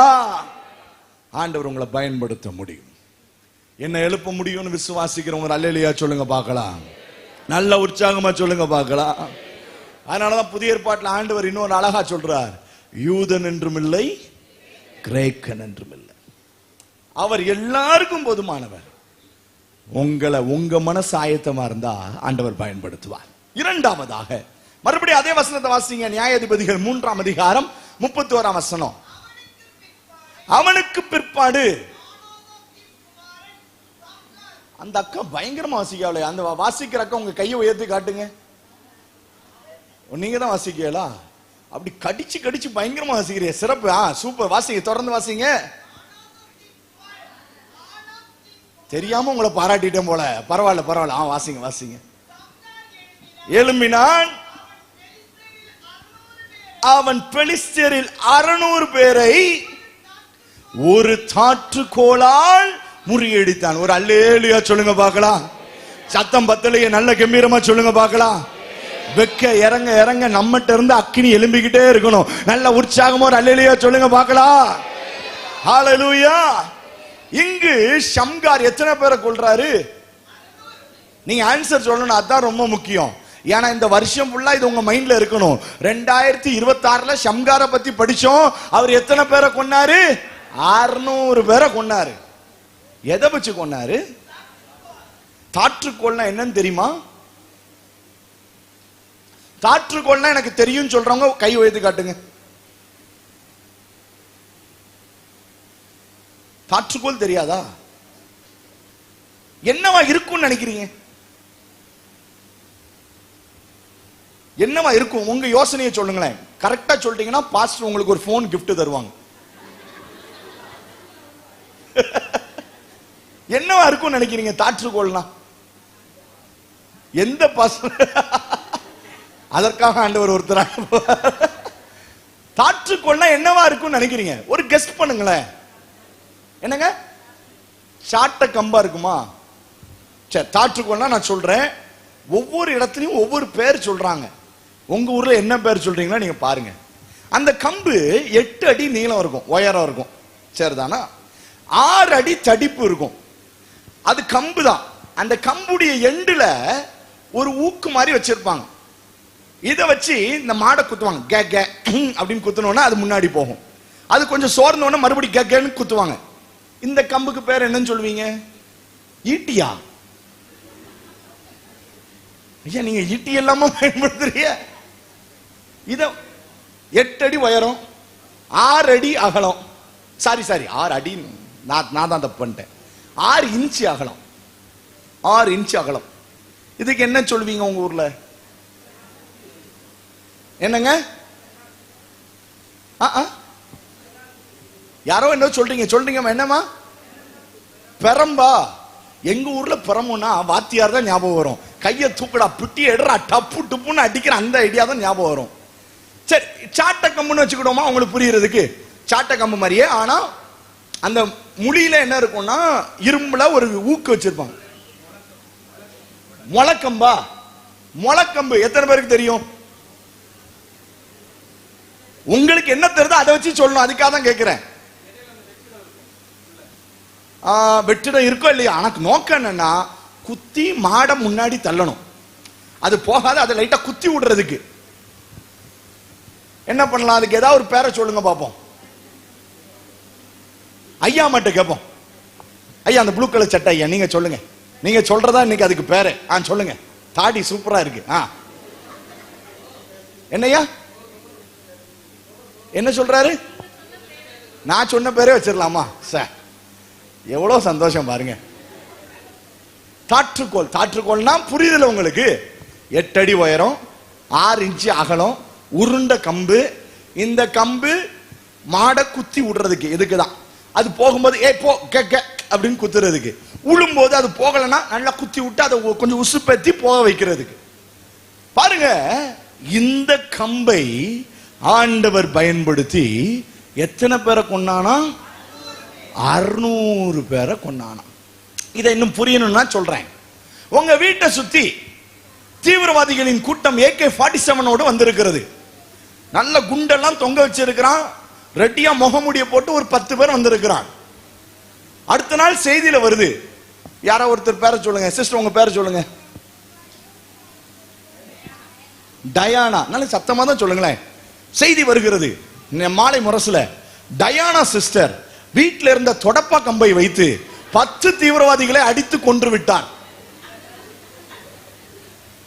என்ன இப்படி சிரிக்கிறிய? வாய்ப்பு இருக்கா இல்லையா? இருக்குன்னு சொல்றவங்க ஒரு அல்லேலியா சொல்லுங்க பார்க்கலாம். இல்லன்னு சொல்றவங்க ஒரு அல்லேலியா சொல்லுங்க பார்க்கலாம். உங்க மேல எவ்வளவு நம்பிக்கை பாருங்க. அப்ப பாருங்க, ஒரு தொடப்பா கம்பு வச்சு தீவிரவாதி அடிக்கணும்னாலே நம்ம திகைச்சு போறோம்ல. இவன் பெலிஸ்தியரில் 600 பேர், பட்டயம் வைத்திருந்தவர்கள், ஈட்டி வைத்திருந்தவர்கள், ஆமென், வில்ல வச்சிருந்தவங்க 600 பேரை. மாடு கூட இந்த கம்புக்கு பயப்படாதுங்க. மாடு குத்துனா அது கொஞ்சம் எகத்தாளமா பார்க்கும். முந்தியெல்லாம் எரும மாடு தான் ஹார்ன் அடிச்சா நவளாது. இப்ப எரும மாடோடு மோசமா சாதா மாடு அப்படின்னு ஒரு மாதிரி பார்த்துக்கிட்டு தான் போகுது. அந்த அளவுக்கு இருக்கிற மாடு நவளாதத சாதாரண அந்த பொருளை ஆண்டவர் பயன்படுத்தி தம்முடைய தாசன் கையில் அது இருக்கும் போது 600 பேரை வீழ்த்துற அளவுக்கு தேவன் எந்த பொருளையும் பயன்படுத்துகிறவரா இருக்கிறார். நல்ல கையை உயர்த்தி ஒரு அல்லேலூயா சொல்லுங்க பார்க்கலாம். ஒரு கட்டுக்கதை சொல்லுவாங்க. நம்ம முன்னோர்கள்ல ஒரு பாட்டி, ஒரு கிழவி, நம்ம இந்த அரிசி படைப்போம் தெரியுமா, அது பேர் என்னது? முறம் தானே? நீங்க முறம் தானே சொல்லுங்க. ஏன்னா சில இடத்துல சொன்னா கெட்ட வார்த்தை ஆயிருது, அதனால ரொம்ப கேர்ஃபுல்லா கேட்க வேண்டியிருக்கு. இந்த முறத்தை வீட்டுல அரிசி புடைச்சிக்கிட்டு இருக்கும்போது புலி வந்துருச்சான். போடா கழுதுன்னு முறத்தை வச்சு அடிக்க புலி ஓடி போச்சான். இது நடந்துச்சா நடக்கலையானு தெரியல. ஆனால் தேவனுடைய பிள்ளைகள் கையில எது இருந்தாலும் கர்த்தர் அதை வல்லமையுள்ள ஆயுதமாய் பயன்படுத்துகிறவரா இருக்கிறார். கரங்களை உயர்த்தி ஒரு ஆமென் சொல்லுங்க பார்க்கலாம். ஆமென். ஆச்சரியம் என்ன தெரியுமா? பெரிய பெரிய வீரர்களை சாதாரண பொருள். இன்னைக்கு நிறைய பேர் சொல்ற என்ன தெரியுமா? ஐயா, என்கிட்ட பெருசா பொருள் இல்ல, என்கிட்ட பெருசா திறமை இல்ல, என்கிட்ட பெரிய அளவுல பணம் இல்ல, என்கிட்ட மட்டும் இப்படி எல்லாம் இருந்துச்சுன்னா நான் ஆண்டவருக்காக எதையாவது செஞ்சிருவேன், ஏதாவது பண்ணி சாதிச்சிருவேன். இல்லங்க, இருக்கிறத பயன்படுத்துங்க. அதை தேவன் எவ்வளவு மேலாய் உருவாக்குவார் என்று தெரியும். கரங்களை உயர்த்தி நல்ல சத்தம் ஒரு அல்லேலூயா சொல்லுங்க பார்க்கலாம். இருக்கிறது சாதாரணமா இருக்கலாம், இருக்கிறது அற்பமா இருக்கலாம், இருக்கிறது சொத்தோண்டு இருக்கலாம், இருக்கிறது கையளவு மாவா இருக்கலாம், இருக்கிறது ஒரு பானையில கொஞ்சோண்டு எண்ணெயா இருக்கலாம். ஆனால் தேவனை நம்பி அதை கர்த்தருடைய கரத்துல கொடுப்போம். ஆனால் எந்த பொருளையும் ஆசீர்வதித்து எந்த பொருளையும் மகிமையாய் மாற்ற வல்லமையுள்ள தேவன் நம்மோடு கூட இருக்கிறார். கையை தட்டி தேவனை மகிமைப்படுத்துங்க. நல்ல கையை தட்டி நல்ல முழு பலத்தோடு தட்டணும் ஐயா. நல்ல தட்டுங்களேன், நல்ல தட்டுங்களேன். ஹalleluya, ஹalleluya, ஆமென். இருக்கிறத பயன்படுத்துங்கன்னு சொல்றேன். இருக்கிறத பயன்படுத்துங்க. இருக்கிறது ஒரு டப்பா வண்டியா இருந்தாலும் அதை பயன்படுத்துங்க ஆண்டவருக்குன்னு. இருக்கிறது ஒரு ஓலை குடிசையா இருந்தாலும் அதை ஆண்டவருடைய சுவிசேஷத்துக்குன்னு பயன்படுத்துங்க. பாடவே தெரியாத ஒரு தொண்டையா இருந்தாலும் அதை ஆண்டவருக்கு பயன்படுத்தி பாருங்க. அதன் மூலமா ரட்சிப்பு ஆண்டவர் கொண்டு வருவார், அதன் மூலமா மகிமையை கொண்டு வருவார். ஒரு தாற்றுக்கோள ஆண்டவர் பயன்படுத்த முடியும்னா உங்களை பயன்படுத்த என் தேவன் உண்மையுள்ளவரா இருக்கிறார். ஆமே. இந்த கொரோனா நாட்கள் எனக்கு ஞாபகம் இருக்குது. திடீர்னு மோடி ஐயா அறிவிப்பு விட்டாப்புல ஞாயிற்றுக்கிழமை சர்வீஸ் வைக்க கூடாது அப்படின்னு. அது வரைக்கும் நாங்க லைவ் போட்டு பழக்கம் இல்லை, கேமராவும் கையில கிடையாது. அன்னைக்கு நைட்டு தான் நாங்க எல்லாருமே இன்ஜினியரா மாறிட்டோம். எதை வச்சு எப்படி லைவ் போடுறது, என்ன பண்றது, யூடியூப் அன்னைக்கு தான் 6000, போன் அன்னைக்கு தான் 6000.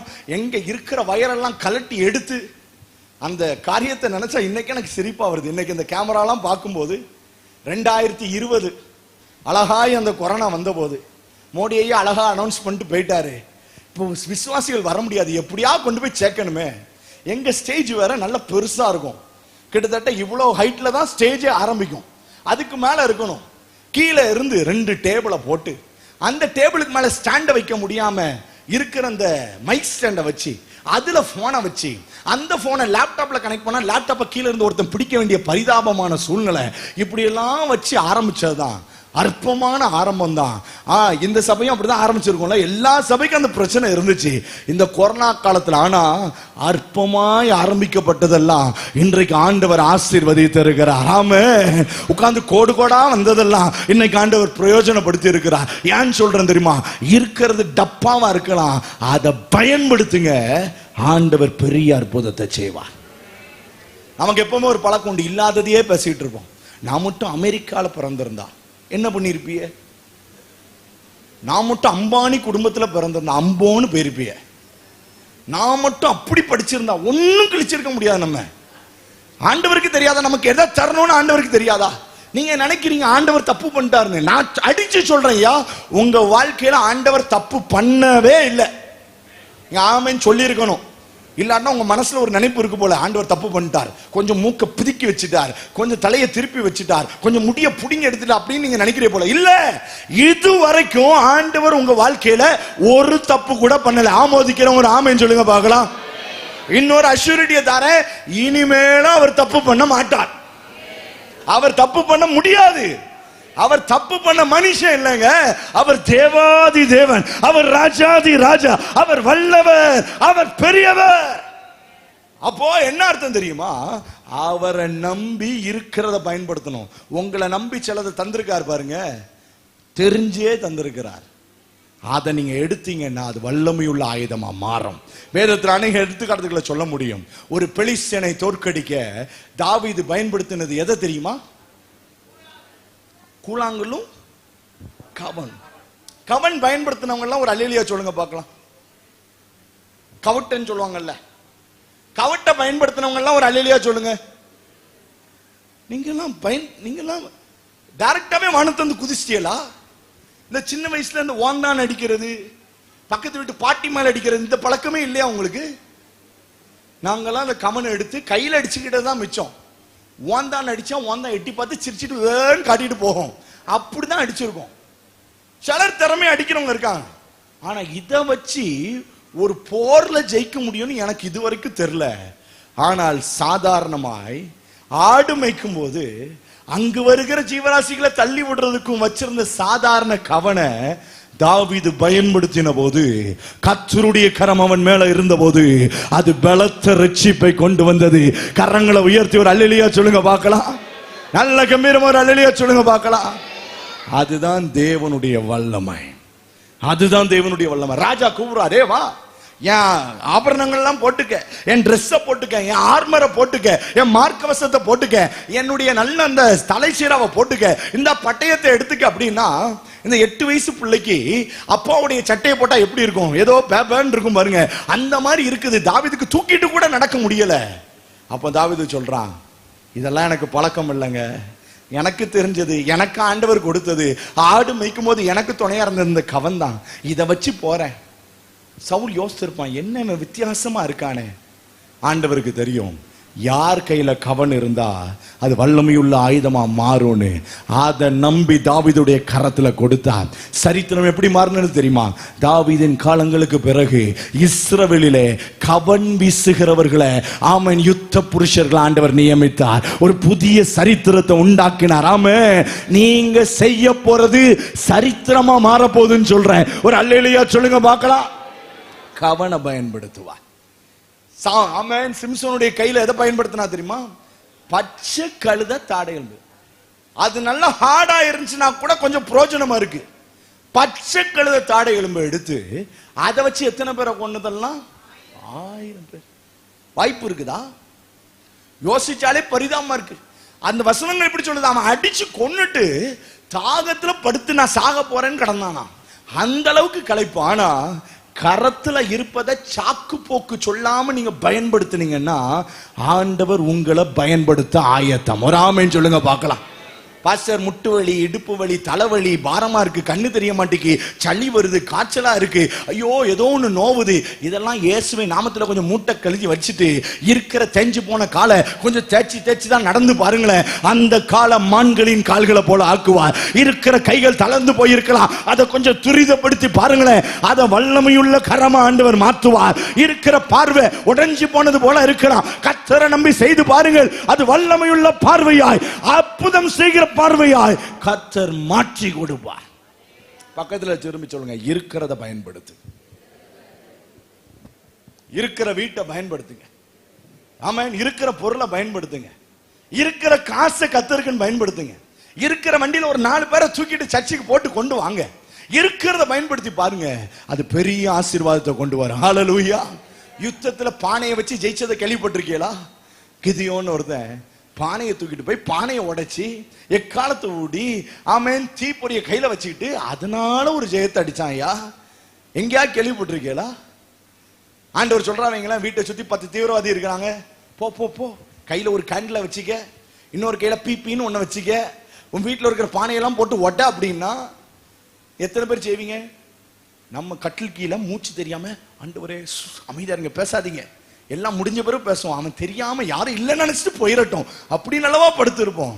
ஆனா ஆண்டவர் பானையை வைத்து அற்புதம் செய்கிறவர். ஹல்லேலூயா, ஹல்லேலூயா. கரங்களை உயர்த்தி ஒரு அல்லேலூயா சொல்லுங்க பார்க்கலாம். இருப்பத ஆண்டவர்ட்ட கொடுக்க பழகுங்க.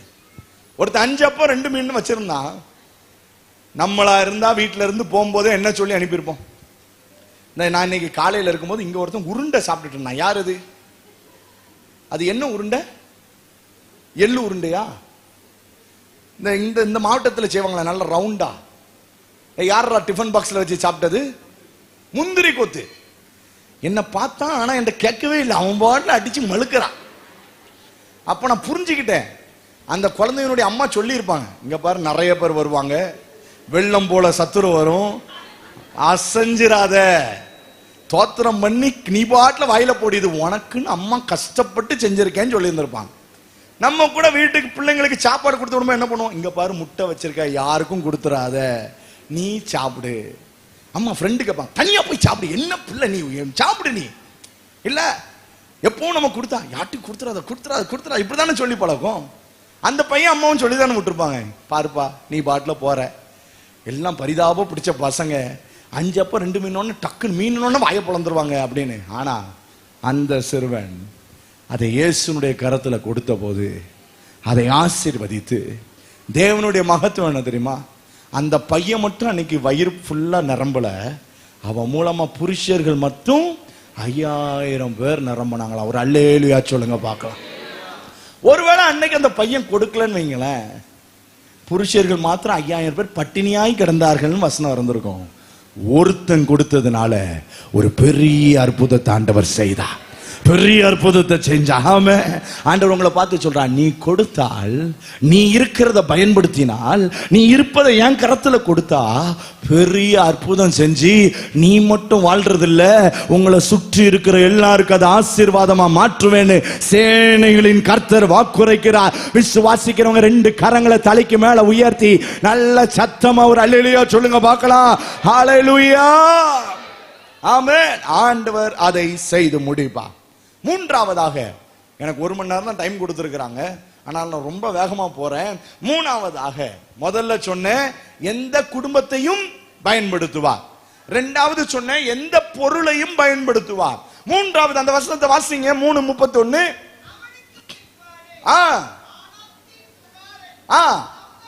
சம்கார் எழுப்பினான், ஒரு தாற்றுக்கோளால் முறியடித்தான். போதுமானது. ஒருத்தர் வச்சிருக்கிற பொருள் வச்சு அவங்க என்ன வேலை செய்யறாங்கன்னு கண்டுபிடிச்சிடலாம். ஆமா தானே? இப்போ ஒருத்தர் காக்கி ட்ரெஸ் போட்டிருக்காருன்னு வைங்களேன், அவர் என்ன வேலை செய்வாரு? போஸ்ட்மேனா இருக்க மாட்டாரா? போலீஸ். சரி, போலீஸா இருக்கட்டும். இப்ப அவரு கையில கொஞ்சம் வயரை சுத்திக்கிட்டு போறாரு காக்கி சட்டை போட்டு, என்ன வேலையா இருக்கும்? ஈபி ஆள். ஓகே. அவர் ஒரு வண்டியில உட்கார்ந்து இருக்கிறார், அப்ப என்னவா இருக்கும்? டிரைவர். கண்டக்டரா இருக்க மாட்டாரா? இருப்பார். அவர் என்ன செய்யறாரோ, எது கையில இருக்கோ அதை வச்சு. ஒருவேளை ஒருத்தர் வெள்ளை சட்டை போட்டிருக்காரு, அப்ப அவர் யாரா இருப்பாரு? பாஸ்டரா? இந்த இங்க நிறைய பேர் உட்கார்ந்து இருக்காங்களா, அவங்களெல்லாம். ஒருவேளை வெள்ளை சட்டை வெள்ளை வேஷ்டி போட்டிருக்கா, அப்ப அவங்க யாரா இருக்கும்? அரசியல்வாதி. குள்ளா போட்டிருக்கிறாரு, பாயா, சரி வச்சுக்கோங்க. ஒருத்தர் வெள்ளை கலர் கோட்டை போட்டு நல்ல மேல ஒரு ஸ்டெதோஸ்கோப் போட்டிருக்கா, அப்ப அவர் யாரா இருப்பாரு? டாக்டர். அப்போ ஒருத்தர் என்ன வச்சிருக்காங்களோ, என்ன ட்ரெஸ் போட்டிருக்காங்களோ அதை வச்சு கண்டுபிடிச்சிடலாம் அவங்க யாருன்னு. இவன் கையில் என்ன இருக்கிறது? தாற்றுக்கோள். தாற்றுக்கோள் எதுக்கு பயன்படும்? மாடு. அப்ப இவன் என்ன வேலை செஞ்சிருப்பான்? அவன் மாடு மேய்க்கிறவனா ஆக்கிட்டே அவனை. இவன் அப்ப என்ன வேலை செஞ்சிருப்பான்னா, மாடை எதுக்கு மேய்ச்சானா விவசாயி. இவன் சம்கார் யாருங்க?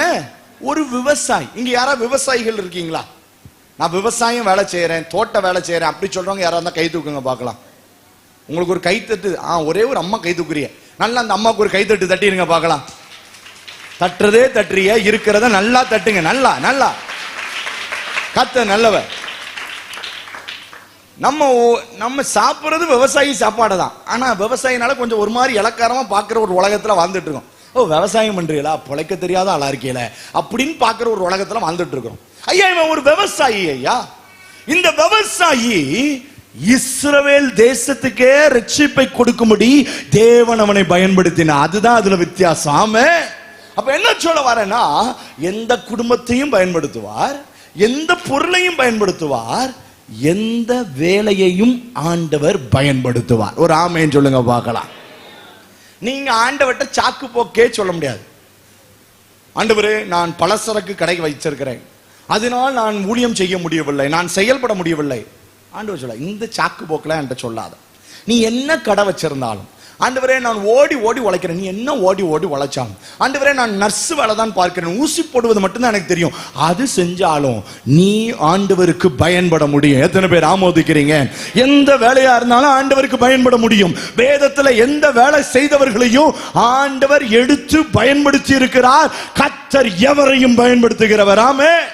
இந்த உலகம் ஒரு வேலை சொல்லலாம், நீ செய்யறது சாதாரண வேலை, பொழைக்க தெரியல, உனக்கு வருமானம் இல்லைன்னு உலகம் சொல்லலாம். ஆண்டவர் நீங்க செய்யற வேலையை ஒருபோது சாதாரணமா பார்க்கறதே இல்ல, அதை ஒரு மகத்துவமான வேலையா பார்க்கிறார். அதை ஆண்டவர் பயன்படுத்த முடியும் என்று சொல்லுகிறேன். பக்கத்துல திரும்பி கை கொடுத்து, அவங்க செய்கிற வேலை உங்களுக்கு தெரிஞ்சிருக்குன்னா பார்த்து சொல்லுங்க, உங்க வேலையை ஆண்டவர் பயன்படுத்துவார். ஐயா, யாரும் உங்களுக்கு கை கொடுக்கலன்னா நீங்க எந்திரிச்சு போயா கை கொடுங்க, உங்க வேலையை ஆண்டவர் பயன்படுத்துவான்னு சொல்லுங்க. கை கொடுத்தீங்களா? உங்க வேலையை ஆண்டவர் பயன்படுத்துவார். விசுவாசிக்கிறவங்க ஒரு அல்லேலூயா சொல்லுங்க பார்க்கலாம். விரும்புறவங்க ஒரு அல்லேலூயா சொல்லுங்க பார்க்கலாம். பயன்படுத்துவார். ஐயா, நான் ஒரு பியூன். ஐயா, அம்மா வேலை பார்க்கிறேன். அல்ற பிள்ளைகளை பாத்ரூமுக்கு தூக்கிட்டு ஓடுறதான் என் வேலையா இருக்குது. என்ன ஆண்டவர் பயன்படுத்துவாரன்னா, உங்களையும் ஆண்டவர் பயன்படுத்த முடியும். ஐயா, தெரு பெருக்கிற வேலை தான். ஐயா, துப்புரவு பணியாளர். நான் உங்களையும் ஆண்டவர் பயன்படுத்த முடியும். ஐயா, நான் பைலட். என்ன ஆண்டவர் பயன்படுத்துவாரா? நான் ஆண்டவருக்கு உங்களையும் ஆண்டவர் பயன்படுத்த முடியும். ஒரு அல்லேலூயா சொல்லுங்க பார்க்கலாம். உற்சாகம் ஒரு அல்லேலூயா சொல்லுங்க பார்க்கலாம். பெங்களூர் பட்டணத்துல ஒரு பெரிய போதகர், பல ஆயிரங்கள் வருகிற விசுவாசியுடைய சபையை வைத்திருக்கிற போதகர். அவர் சொன்ன சாட்சி எனக்கு ஞாபகம் இருக்கிறது. அவருடைய சபையில 100 கணக்கில் வாலண்டியர் ஒர்க் பண்ணுவாங்க. சுத்தப்படுத்துறது, சேர போடுறது, எல்லாம் சீரமைக்கிற வேலையை 100 கணக்கில் செய்வாங்க. கிட்டத்தட்ட 600-700 பேர் செய்வாங்களாம். அந்த அளவுக்கு பெரிய சபை. அப்போ இவர் பார்த்துட்டே இருந்திருக்கிறார். ஒவ்வொரு மாசமும் வேற வேற வாலண்டியர்ஸ் வந்து செய்வாங்க. ஆனா எப்பவும் ஒரு சிஸ்டர் கரெக்டா செய்வாங்க. அந்த சிஸ்டர் ஒருபோதும் தவறுனதே இல்லை. எல்லா வட்டியும் சர்ச்சில் வேலை செஞ்சுக்கிட்டே இருப்பாங்க. அப்ப அந்த பாஸ்டர் அவருடைய பாஸ்டர் அம்மாவோடு பேசினாராம். ஒருவேளை அந்த சிஸ்டர் பாவப்பட்ட சிஸ்டர் போல, வருமானம் இல்லாத சிஸ்டர் போல, பரிதபிக்கப்பட்ட சிஸ்டர் போல. ஏன்னா பொதுவா ஏழ்மையானவன் தான் இந்த வேலையை செய்யறத பார்த்திருக்கேன். எங்க சர்ச்சிலையும் பார்த்திருக்கிறேன். ரொம்ப கஷ்டப்படுறவங்க தான் வேலை செய்வாங்க. மற்றவங்களாம் நாங்க பெரியவர்கள் அப்படின்னு உட்கார்ந்துருப்பாங்க. ஆனா அந்த கஷ்டப்படுறவங்க தான் ஆண்டவருக்காக எதையா செய்யணும்னு செய்வாங்க. அப்போ இவர் அப்படி நினைச்சாராம், ஒருவேளை ரொம்ப கஷ்டப்படுறாங்கன்னு அந்த அம்மாவை தனியா கூப்பிட்டு, அம்மா நாங்க உங்களுக்கு என்ன உதவி செய்யணும் சொல்லுங்க அப்படின்னு. ஏன்னா நீங்க என்ன வேலை கேட்டா தப்பா நினைச்சிருவாங்கன்ட்டு என்ன உதவி செய்யணும் சொல்லுங்க அப்படின்னு. அந்த அம்மா சொல்லிச்சான், ஆண்டவர் என்ன நல்லா வச்சிருக்கிறா பாஸ்டர், கேட்டதுக்கு ரொம்ப சந்தோஷம் பாஸ்டர், எனக்காக ஜோமுனிக்கு உங்க பர்சன் போயிருச்சு. இந்த பாஸ்டருக்கு ஒண்ணுமே புரியல. ஒருவேளை இந்த அம்மா ஒரு மேலே திகைச்சு போய் கேட்கலையோ அப்படின்ட்டு அடுத்த நாள் இந்த பாஸ்டரும் இந்த பாஸ்டரமாவும் போய் அந்த அம்மாவை பிடிச்சி கூப்பிட்டு, ஏம்மா நீங்கள் கவலைப்படாதீங்க, நீங்கள் என்ன வேணுமோ எனக்கு கேளுங்க, நாங்கள் உங்களுக்கு செய்கிறோம், நீங்கள் ஆண்டவருக்கு ரொம்ப உண்மையாக இருக்கிறீங்க, சர்ச்சு மூலமாக உங்களுக்கு ஒரு ஆசீர்வாதம் வரணும்னு நினைக்கிறோம், உங்களுக்கு மாதம் மாதம் ஏதாவது சம்பளம் தரட்டுமா, என்ன வேணும் உங்களுக்கு கேளுங்க அப்படின்னு. அந்த அம்மா சொல்லிச்சான், இல்லை பாஸ்டர், ஆண்டவர் நல்லா வச்சிருக்கிறான். அப்போ பாஸ்டருக்கு கொஞ்சம் கோவம் வந்துருச்சு. என்ன இந்த அம்மா ரொம்ப பிடியே கொடுக்காம பேசுதுன்னு, என்னம்மா வேலை பார்க்குறீங்கன்னு கேட்டோன்னா அந்த அம்மா சொல்லிச்சான், பாஸ்டர் நான் பைலட்டா இருக்கிறேன் பாஸ்டர், நான் பைலட்டா இருந்து ஆண்டவர் எனக்கு நல்ல வருமானத்தை தந்திருக்கிறார், என் குடும்பம் ரொம்ப ஆசீர்வாதமா இருக்கு. அப்புறம் ஏமா இது அப்படின்னு அந்த அம்மாவே சொல்லிச்சான், ஆண்டவரே நான் அவ்வளோ பெரிய பைலட்ல நல்லா வேலை செய்யறேன், நான் எதையுமே துடைக்க தேவையில்லை, ஆனா கர்த்தருடைய சமூகத்துல துடைச்சா அது எவ்வளவு பெரிய ஆசீர்வாதம்னு எனக்கு தெரியும், அதனால வந்து செய்யறேன், எனக்கு செய்ய தெரிஞ்சது இதுதான், சுத்தமா வைக்க தெரியும், சர்ச்சை நான் சுத்தமா வச்சிருக்கிறேன் அப்படின்னு. ஒரு அல்லேலூயா சொல்லுங்க பார்க்கலாம். ஒரு பைலட் இறங்கி வேலை செய்ய முடியும்னா எவரும் இறங்கி வேலை செய்ய முடியும். ஆமா, வேலை செய்யறதுக்கு உங்க வேலை ஒரு பொருட்டே அல்ல, தேவனுக்காய் செயல்படுவதற்கு. ஹல்லேலூயா. வேதத்துல பல உதாரணங்களை சொல்லுகிறேன். தாவீது ஒரு மேய்ப்பனாய் இருந்தவன், அவனை தான் ஆண்டவர் பயன்படுத்தினார். ஹல்லேலூயா. மோசே ஒரு மேய்ப்பனாய் இருந்தவன், ஆடுகளை மேய்ச்சிட்டு இருந்தவன், அவனை தான் திரும்ப கூட்டிட்டு வந்தார். பேதுரு ஒரு மீன் பிடிக்கிறவன், ஐயா மீன் பிடிக்கிறவனை பார்த்து சொன்னார், உன்னை மனுஷனை பிடிக்கிறவனா மாத்திரேன்னு. ஆதி திருச்சபையின் முதல் அப்போஸ்தலனாய் தேவன் பேதுருவை வைத்தார். கிதியோன் என்ற நியாயாதிபதியை எழுப்பினார், அவன் ஒரு விவசாயியாய் இருந்தான். நெகேமியா என்கிற ஒரு புருஷனை எழுப்பினார், அவன் பானபாத்திரக்காரனாய் இருந்தான். ஆமோஸ் என்கிற தீர்க்கதரிசி எழுப்பினார், அவன் ஒரு மேய்ப்பனாய் இருந்தான். எஸ்தர் என்கிற ஒரு அனாதையை எழுப்பினார், அவளை ராஜகுமாரத்தி ஆண்டவர் உயர்த்தினார். ஹல்லேலூயா. நல்ல கரங்களை உயர்த்தி ஒரு ஆமென் சொல்லுங்க பார்க்கலாம். தானியேல்னு ஒரு அடிமையை எழுப்பினார். ஆமென். அந்த தேசத்தின் முதன்மையான புருஷனை ஆண்டவர் அவனை உயர்த்தினார். நீங்க ஆயத்தம்னா ஆண்டவர் உங்களை பயன்படுத்துவார். பெரிய வேலையோ சின்ன வேலையோ ஆண்டவர் பயன்படுத்துவார். கவர்மெண்ட் வேலையோ கார்பரேட் வேலையோ ஆண்டவர் உங்களை பயன்படுத்துவார். குடிசை தொழிலோ பெரிய தொழிலோ ஆண்டவர் உங்களை பயன்படுத்துவார். எம்என்சி கம்பெனியோ என்ன கம்பெனியோ ஆண்டவர் உங்களை பயன்படுத்த முடியும். நீங்கள் பயன்பட வேண்டும் என்று ஆண்டவர் விரும்புகிறார். இதுவரை பயன்படாதவர்கள் இன்றைக்கு அர்ப்பணிப்பீர்களானால் என் தேவன் உங்களை எடுத்து பயன்படுத்துவார். கரங்களை உயர்த்தி ஒரு ஆமென் சொல்லுங்க. லூக்கா டாக்டரா இருந்தவர், அவர் ஆண்டவர் பயன்படுத்தினார். மத்தேயு ஒரு டாக்ஸ் கலெக்டரா இருந்தவர், இன்கம் டாக்ஸ் ஆபீசரா இருந்தவர், அவரையும் ஆண்டவர் எடுத்து பயன்படுத்தினார். ஆனால் ஆண்டவர் சொன்னார், எதை செய்தாலும் மனுஷருக்கு என்று செய்யாமல் தேவனுக்கு என்று செய்யுங்கள். ஆமா, நம்ம வேலையை பயன்படுத்த முடியும். நான்காவதாக மறுபடியும் வாசிங்க. அவனுக்கு பிற்பாடு ஆனாத்தின் குமாரன் சம்கார் எழுப்பினான். யார முறியடித்தான்? சத்தமா சொல்லுங்க பார்க்கலாம். பெண்கள் மாத்திரம் சொல்லுங்க, ஆண்கள் மாத்திரம் சொல்லுங்க. ஆண்கள் பேஸ் மட்டும் இருக்கு, நல்ல சத்தமா கம்பீரமா வரட்டும். யார முறியடித்தான்? பெண்கள் நல்ல சத்தமா சொல்லுங்க, எல்லாரும் சேர்ந்து சத்தமா சொல்லுங்க. இந்த சத்தத்தை வச்சுட்டு தான் அமைதியா இருந்தீங்களா? பெலிஸ்தரை முறியடித்தான். உங்களுக்கு ஒரு ரகசியத்தை சொல்லட்டா, எந்த குடும்பத்தையும் பயன்படுத்துவார், எந்த பொருளையும் பயன்படுத்துவார், எந்த வேலையையும் பயன்படுத்துவார், எந்த எதிரியையும் வீழ்த்த உங்களை பயன்படுத்துவார். ஒரு அல்லேலூயா சொல்லுங்க பார்க்கலாம். ஐயா நீங்க நினைக்கிறீங்க இந்த எதிரி ரொம்ப பெருசா இருக்கு என்னால முடியாது, இல்ல, உங்களை வச்சுதான் அந்த எதிரியை போட்டு தள்ளுவார். ஆமென். ஐயா எங்க ஊரை சுத்தி ஒரே மந்திரமா இருக்கு, நான் ஒன்னும் பண்ண முடியாது, எனக்கு மந்திரனாலே கை கால்லாம் நடுங்கும், இல்ல, அந்த நடுங்குற கை காலை வச்சுதான் அந்த பேயெல்லாம் அடிச்சு ஓட்ட ஆண்டவர் உங்க மேல ஒரு அபிஷேகத்தை வச்சிருக்கிறார். உங்கள் மூலமாய் எந்த எதிரியையும் அவர் விரட்டுவார். நல்ல சத்தமா அல்லேலூயா சொல்லுங்க பார்க்கலாம். அது பெலிஸ்தியனா இருக்கலாம், அது கானானியனா இருக்கலாம், அது ஏத்தியனா இருக்கலாம், அது எபூசியனா இருக்கலாம், அவன் மீதியானியனா இருக்கலாம், அவன் மோவாபியனா இருக்கலாம். அவன் எப்படிப்பட்டவனா இருந்தாலும் கூட்டு போட்டு கூட வருவாங்க, பார்ட்னர்ஷிப் போட்டு கூட வருவாங்க, நல்லா கிளம்பி வருவாங்க. எவர்கள் வந்தாலும் கர்த்தர் உங்கள் பட்சத்தில் இருந்தா யார் உங்களுக்கு எதிராக நிற்க முடியும்? மனுஷன் உங்களுக்கு எதிராக நிற்க முடியாது, தலைவர்கள் உங்களுக்கு எதிராக இருக்க முடியாது, அதிகாரிகள் எதிராக இருக்க முடியாது. கர்த்தர் உங்கள் பட்சத்தில் இருக்க தேவ பிள்ளையே நீ பயப்படாதே. எந்த எதிரையும் ஆண்டவர் வீழ்த்துவார். ஒருவேளை பக்கத்து வீட்டு அக்கா தான் பிரச்சனையா இருக்கலாம், அந்த அக்கா கொஞ்சம் சைஸ் பெருசா இருக்கலாம், அவங்களையும் வென்றெடுக்க ஆண்டவர் கிருபை தருவார். நீங்க வசனத்துல இருக்கு அடித்தான் முறித்தான் கொன்றான்ட்டு போய் ஏதா பண்ணிடாதீங்க. இப்ப நம்ம புதிய ஏற்பாட்டு காலத்துல இருக்கோம்.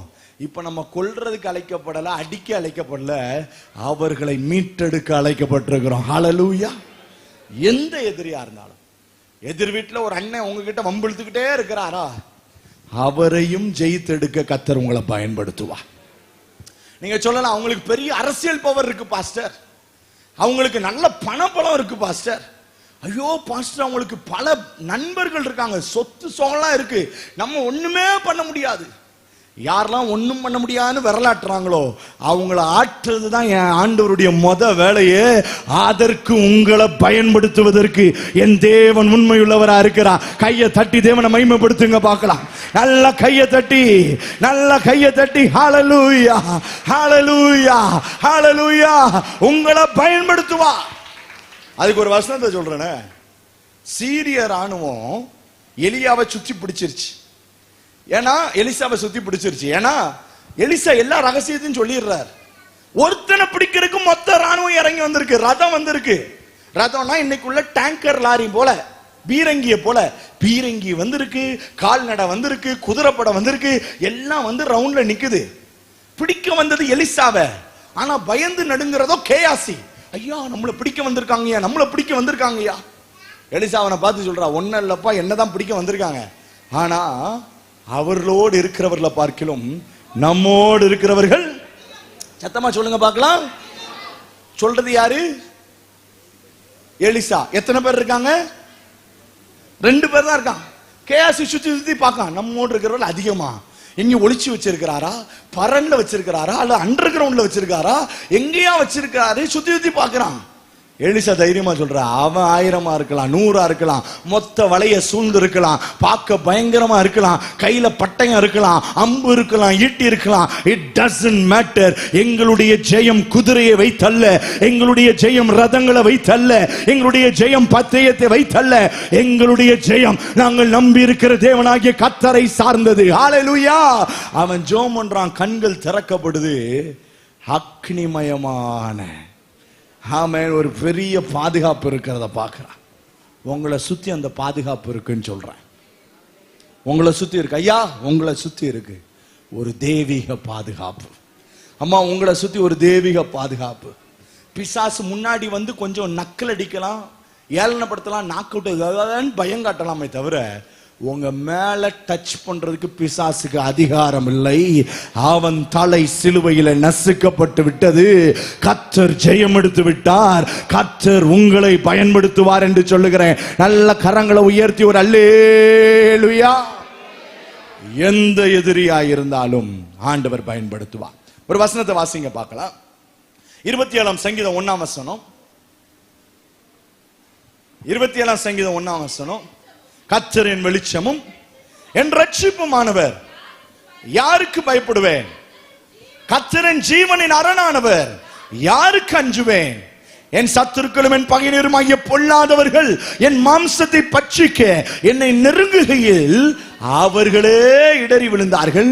எனக்கு விரோதமாக ஒரு பாளையம் இறங்கினாலும் என் இருதயம் பயப்படாது.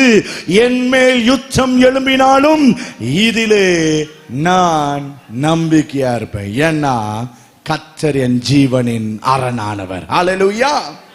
4 காரியம் சொல்லியிருக்கேன், சொன்னா முடிச்சிடலாம். எதெல்லாம் சொல்லுங்க பார்க்கலாம். யாரை பயன்படுத்துவார்?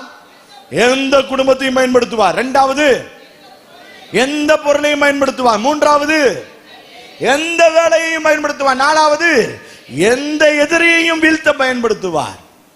5வது 2 வசனம் வாசித்து முடிக்க போறோம், டைம் ஆயிருச்சு.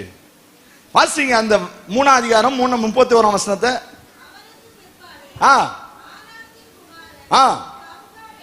எழும்பினான். எல்லாரும் உங்க பைபிளை பார்க்கணும், அப்பதான் இந்த வசனம் நான் சொல்றது புரிய போகுது உங்களுக்கு. ஏன்னா நீங்க தான் கண்டுபிடிச்ச ஆன்சர் சொல்ல போறீங்க. எழும்பினான், அவன் பெலிஸ்தரில் 600 பேரை ஒரு தாற்றுக்கோளால் முறியடித்தான், அவனும் இஸ்ரவேலை ரட்சித்தான். இப்போ இன்னொரு வசனத்தை வாசிங்க, 2:16 வாசிங்க. கர்த்தர் நியாயாதிபதிகளை எழும்ப பண்ணினா போதுமானது. வாங்க அப்படியே 3ஆம் அதிகாரம் 9ஆம் வசனத்தை வாசிங்க. கூப்பிட்ட போது ரட்சிக்கும்படி காலேபின் தம்பியான கேனாசுடைய குமாரனாகிய ஓத்னியேல் என்னும் ஒரு ராட்சதன் அல்ல ரட்சகனை அவர்களுக்கு என்ன பண்ணினார்? யார் எழும்ப பண்ணினார்? பேர் என்ன? அவன் பேரு ஒத்னியேல் என்கிற ஒரு நியாயாதிபதி எழும்ப பண்றார். அப்படியே 9ஆம் வசனத்துக்கு 15ஆம் வசனத்தை வாசிங்க. கூப்பிட்ட போது பென்யமின் கோத்திரத்தானாகிய கேராவின் மகன் யெகூத் என்னும் ரட்சகனை எழும்ப பண்ணினார். 2:16 பார்த்தா நியாயாதிபதியை எழும்ப பண்ணினார். 3:9 பார்த்தா ஓத்னியேலை எழும்ப பண்ணினார். 3:15 பார்த்தா அவன் யெகூத்தை எழும்ப பண்ணினார்.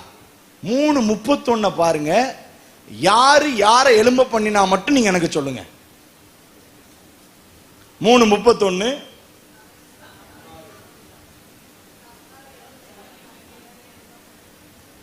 யாரு சம்கார எழும்ப பண்ணது? வசனம் ரொம்ப அழகா எழுதியிருக்கு பாருங்க. அவனுக்கு முன்னாடி எழும்பின யெகூத், அவனுக்கு முன்னாடி எழும்பின ஓத்னியேல், அதுக்கு முன்னாடி எழும்பின 12 பேரையும் யார் தான் எழும்ப பண்ணாராம்? கர்த்தர் தான் எழும்ப பண்ணாராம். மற்ற எல்லாரும் எழும்ப பண்ணினார் என்று எழுதப்பட்டது. ஷம்காருக்கு வரும்போது மட்டும் அவன் எழும்பினான் என்று சொல்லப்பட்டது. இன்னைக்கு இங்க நிறைய பேர் என்ன சொல்றீங்க தெரியுமா? ஆண்டவர் தரிசனத்துல வந்து பேசட்டும், என்ன பிடிச்சு தூக்கி விடட்டும், என் பேரை சொல்லி மகனே மகளே அவளே இவளே நீ எழும்புன்னு சொன்னா நான் எழும்புறேன்னு சொல்லிட்டு இருக்கிறீங்க. ஆனா ஷம்கார் என்ன பண்ணா தெரியுமா? யாரோ எழுப்பட்டோன்னு காத்துட்டு இருக்கல, என் தேவனாகிய கர்த்தருக்காய் நான் எழும்புவேன்னு அவன் எழும்பினான்.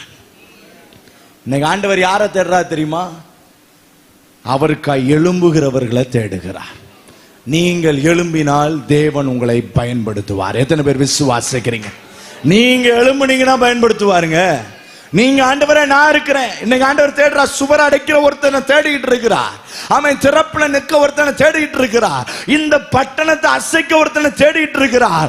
இந்த இடத்துல ஒரு எழுப்புதலா கொண்டு வர ஒருத்தனை தேடிட்டு இருக்கிறார். ஒரு மகளை தேடிட்டு இருக்கிறார். ஆனா அந்த மக வீட்டுல மிக்சியை போட்டு அரைச்சிட்டு ஆண்டவர் கூப்பிட்டாதான் வருவேன், கூப்பிட்டாதான் வருவேன், கூப்பிட்டாதான் வருவேன்னா ஆண்டவர் சொல்றார், நீ என்னைக்கு எழும்புறியா அன்னைக்குதான் உன்னை கூப்பிடுவேன். நீ எழும்பும் போது உன்னை எந்த நிலையில் இருந்தாலும் நான் உன்னை பயன்படுத்துவேன் என்று அவர் வாக்குரைத்து, உன்னுடைய பின்னணியத்தை பாராதவர், உன் கரத்துல என்ன இருக்குன்னு அவருக்கு பொருட்டல்ல, உனக்கு எதிராக எவன் இருக்காங்கிறது பொருட்டல்ல, உன்னோடு யார் இருக்கிறாங்கிறது முக்கியம். நீங்க என்ன செய்றீங்க முக்கியம்.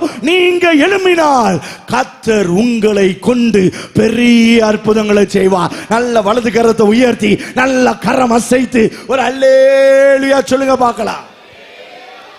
மொத்த இஸ்ரவேலும் பயந்துட்டு இருந்த போது அண்ணனை விசாரிக்க வந்த தாவீது அவன் எழும்பினான். நீ எப்படி என் தேவனை நிந்திக்க முடியும்னு எழும்பினான். மொத்த இஸ்ரவேலும் வேடிக்கை பார்த்துட்டு இருந்த போது ஆமென் கூடாரத்துக்குள்ள போய் அவமானத்தை செஞ்ச அந்த பெண்ணையும் அந்த புருஷனையும் ஆமென் ஆரோனுடைய பேரனான பினேகாஸ் ஈட்டி எடுத்து ஒரே சொருகா சொருகி பக்தி வைராக்கியம் பாராட்டினான். யாரோ எழுப்பணும் வெயிட் பண்றதெல்லாம் பழைய காலங்க. ஆண்டவர் தனக்காய் எழும்புகிறவர்களை தேடிட்டு இருக்கிறார். நீங்க எழும்புனா ஆண்டவர் பயன்படுத்துவா. ஆமா பாப்பா, நீ எழும்புனா ஆண்டவர் உன்னை பயன்படுத்துவா. தம்பி, நீ ஆண்டவருக்கு எழும்புனா உன்னை பயன்படுத்துவார். ஐயா, நீங்க எழும்புனா பயன்படுத்துவார். பல நேரம் சொல்லுவோம், என் வயசு ரொம்ப ஆச்சு, மேட்டரே இல்லை, ஆண்டவர் பயன்படுத்துவார். எனக்கு முடியல, ஆண்டவர் பயன்படுத்துவார். எவரையும் பயன்படுத்த அவரால் முடியும். உங்க வீக்னஸ் பயன்படுத்த ஆண்டவரால் முடியும். கர்த்தர் அதை செய்து முடிப்பார். ஆமென்.